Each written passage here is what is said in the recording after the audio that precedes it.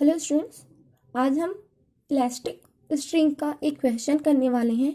इससे पहले इसमें हमने एक थ्योरम देखा था, ठीक है। तो जो क्वेश्चन है वो ये है कि m द्रव्यमान का एक कण एक हल्के तार जो दो स्थिर बिंदुओं के बीच तना है और इसका तनाव T है से बांध दिया गया है। यदि दोनों सिरों से कण की दूरियां a b हैं तो सिद्ध कीजिए कि m द्रव्यमान के एक कण अल्प अनुप्रस्थ दोलन का आवर्त काल है 2 pi under root of m a b upon में t a प्लस b। ठीक है, तो जो क्वेश्चन में कह रहे हैं उसके अकॉर्डिंग हम डायग्राम बना सकते हैं। तो सबसे पहले क्वेश्चन में क्या कहा गया है कि m द्रव्यमान का एक कण एक हल्के तार जो दो स्थिर बिंदुओं के बीच तना है। ठीक है, सपोज दैट ये हमारा एक तार है जहां पे यहाँ पे कोई एक पार्टिकल है, उस पार्टिकल को हम मान लेते हैं क्या O। तो O से इसका जो सिरा है वो हम A मान लेते हैं और यहाँ इसका जो सिरा है उसको B मान लेते हैं। तो O से A के जो बीच की दूरी है वो कितनी है A और O से B के बीच की जो दूरी कितनी है वो B, सपोज दैट। ठीक है, ये क्वेश्चन में आपका दिया है यदि दोनों सिरों से कण की दूरियां A और B है। ठीक है, ये दो सिरों के बीच की दूरी A और यहाँ से सिरों के बीच की दूरी B। ठीक है, अब हम इस पार्टिकल को या फिर इस तार को खींचते हैं थोड़ा सा, तो मान के चलें कि उसकी अब स्थिति कहाँ पे है, P पे है। ठीक है, तब इसको P तक खींचने में अब इसमें जो तनाव उत्पन्न होगा वो कुछ इस तरह से होगा। ठीक है, और कितना होगा, T होगा। वैसे ही इधर भी तनाव उत्पन्न हो जाएगा और वो भी कितना होगा, T होगा। ठीक है, सिंस हम जो इसमें अल्प विस्थापन कर रहे हैं, अल्प विस्थापन के कारण इसमें जो तनाव है वो परिवर्तित ना होकर के समान रहेगा तो दोनों में। ठीक है, अब जो O से P के बीच की दूरी है वो कितना मान लेते हैं, हम x मान लेते हैं। ठीक है, तब अब आगे देखते हैं। तो मैंने यहाँ पे डायग्राम बना रखा है। ठीक है, यहाँ पे हमारा कण O था जिसको हमने P तक विस्थापित किया, तो तनाव कितना आया, T और T।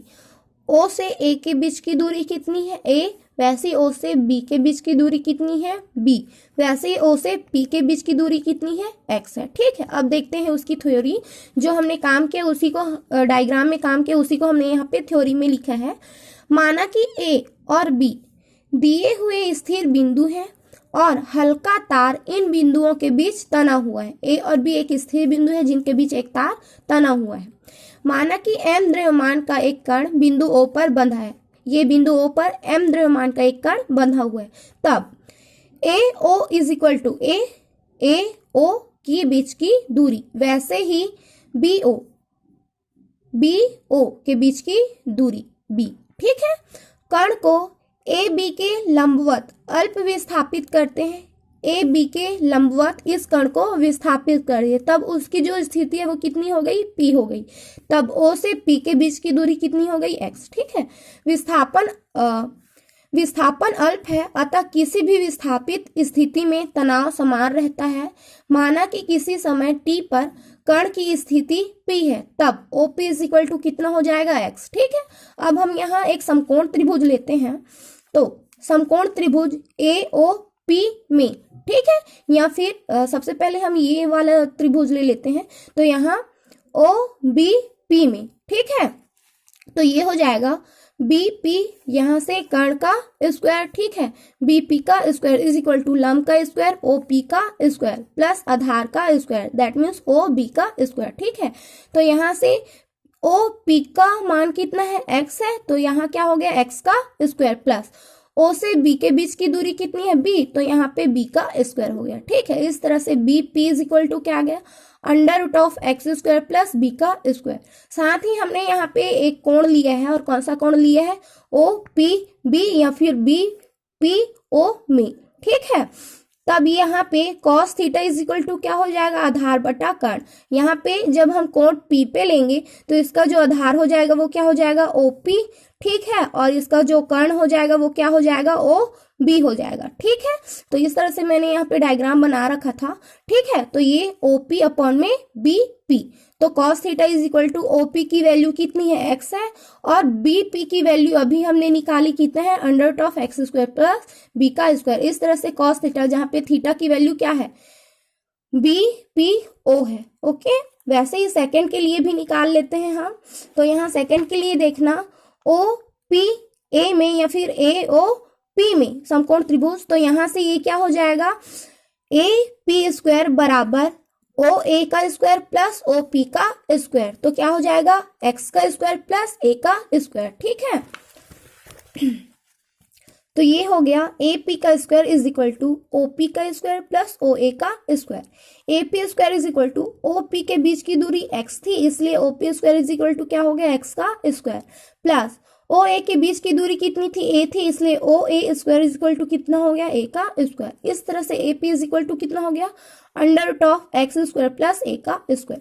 ठीक, वैसे ही अब हम कौन से त्रिभुज की बात करेंगे, इस त्रिभुज में इस कोण के बारे में बात करेंगे, पी कोण के लिए। ठीक है, तो इस तरह से हम कौन सा कोण ले रहे हैं, ए पी ओ ले रहे हैं। तो यहाँ पे cos theta is equal to क्या हो जाएगा, आधार इसका क्या होगा, ओपी, और जो कर्ण होगा वो क्या हो जाएगा इसका, ओ ए पी। ठीक है,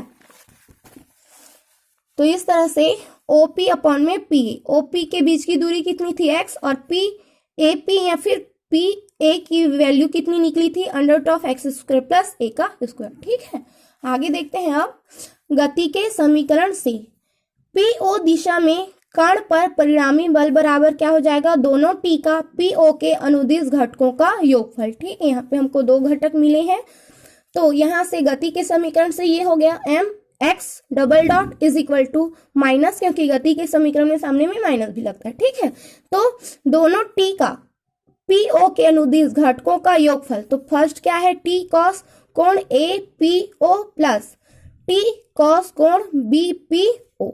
ठीक है, दो घटक, तो यहाँ से हमने दोनों में से टी को कॉमन निकाल दिया, तो ये हो गया माइनस टी, अंदर बच गया है कॉस कोण A P O plus cos कोण पी कॉस कोण बी पी ओ। ठीक है, यहाँ से हमने ए पी ओ की वैल्यू निकाली थी इस वैल्यू में।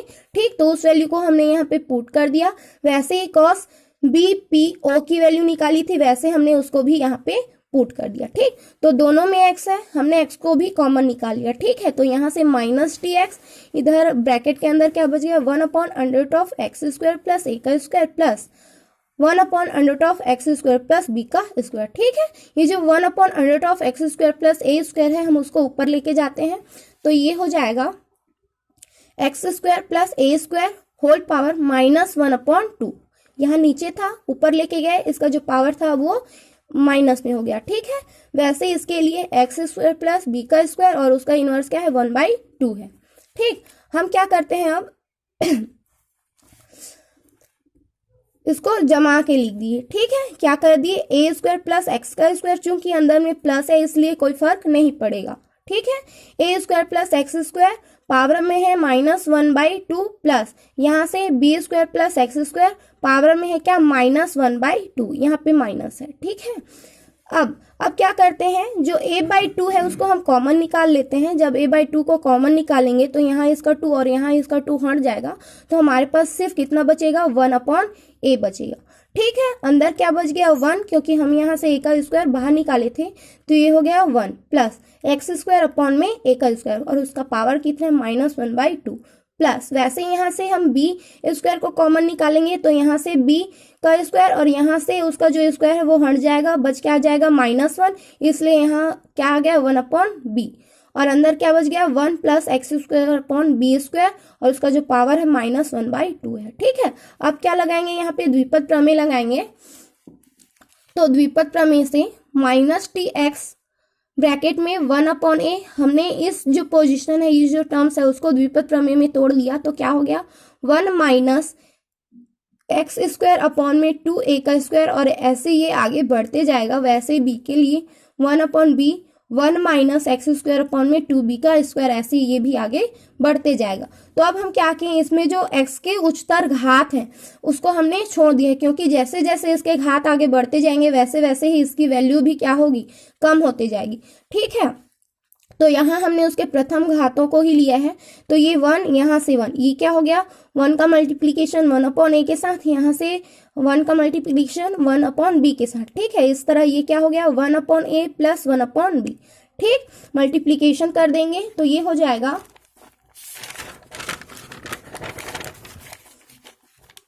तो ये आ गया mx double dot is equal to minus T x A plus B upon में ए बी। ठीक है, क्या किए हैं, अब इस m को इधर नीचे ट्रांसफर कर दिए हैं। ठीक है, और ये जो x है उसको पीछे लिख लिए, तो यहाँ से minus T A plus B upon में ये m यहाँ ट्रांसफर हो गया, तो ये m a b। अब यहाँ पे देखो ये x double dot that means D square x upon D T का स्क्वायर, और यहाँ से माइनस म्यू एक्स, ये जितनी वैल्यू है वो किसके इक्वल है, म्यू के इक्वल है। तो इस तरह हमको एक गति का समीकरण मिल रहा है। ठीक है, तो यहाँ से यह सरल आवर्त गति को दर्शाता है, ये वाला फॉर्म। ठीक, जहाँ पे म्यू इज इक्वल टू क्या है, T A plus B upon में एम ए बी। ठीक है, जब हमको म्यू मिल गया तो आवर्तकाल भी हमको मिल जाएगा, अतः आवर्तकाल T is equal to formula क्या होता है, 2 पाई अपॉन में अंडर रूट ऑफ म्यू। ठीक, जहाँ पे म्यू की वैल्यू इतनी है तो हमने उस वैल्यू को पुट कर दिया यहाँ पे, तो ये हो गया 2 पाई अपॉन में under root of T A plus B upon में एम ए बी। ये एम ए बी ऊपर चला जाएगा, तो ये हो गया T is equal to 2 pi under root of M A B upon में टी इंटू में ए प्लस बी। ठीक है, तो ये हमारा प्रूफ होता है।